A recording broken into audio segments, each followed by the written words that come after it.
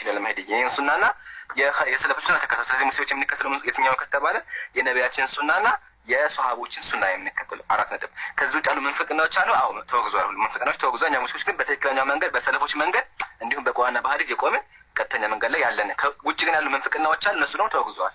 4 ነጥብ። ቀጥል ኡስታዝ። እሺ እምራን፣ አሁን አንተ እንዳልከኝ ወይም የምትለኝ እዚህ ጋር ያላችሁ ሁላችሁም ምንድን ነው ያልከኝ? ሰለፍያ ነው አላልከኝ? ስለዚህ ሁላችሁም አንድ ናችሁ። በዚህ መካከል ዋብያ ሌሎች የእስልምና እምነቶችን የሚከተል የለም። ስለዚህ በዛ መሰረት ደግሞ ጥያቄ አለኝ። ወሃብያ ትርጉም አታውቅም። በማታውቀው ጋር አታወራ መጀመሪያ። እሺ መጀመሪያ ወሃብያ ማለት እንደወቅ መጀመሪያ ዝም ብለህ አታወራ። ኡስታዝ ይቀጥል።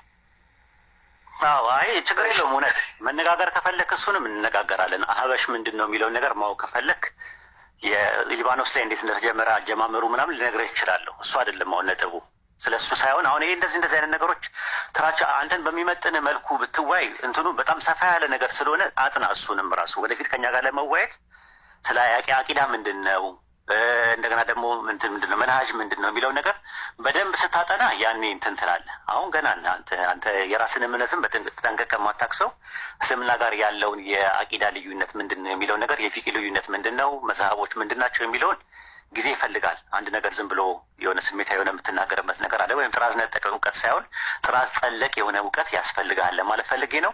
ወደ ሁለተኛው ጥያቄ ሊድ ማለት ነው። እንግዲህ አንደኛው ጥያቄ ከጨረስክ ወደ ሁለተኛው ሊድ ማለት ነው። አንደኛው ጥያቄ ጠይቀህ ያው ተመልሶልሃል። ወደ ሁለተኛው ጥያቄ ሊድ ማለት ነው። ሁለተኛው ጥያቄ ላይ ምንድን ነው?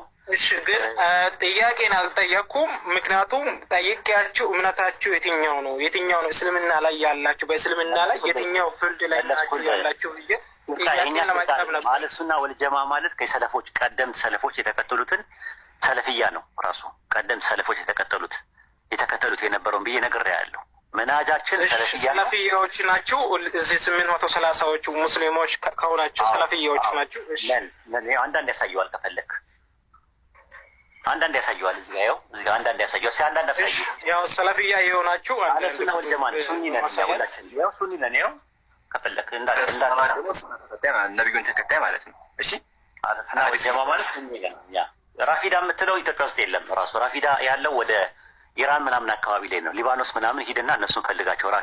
ራፊዳ ማለት በተለምዶ ሻያ የሚባሉት እኛ እንኳን ሻያ አንላቸው ማለት ነው። ምንድን ነው ልዩነቱ የሚለውንም ከፈለክ ለብቻው ልናስተምር እንችላለን ማለት ነው። እሱ አይደለም ነጥቡ። አረብ ቪዲዮዎች አሉኝ ዋድ ስለ እስልምና የምናገሩ ራፊዳ ነው ያልኩት። ስለ ራፊዳ ነው አንዱ እንደ ጠላትነት የምትታዩ ቪዲዮዎች አሉ። ለአባሽ አላልኩም።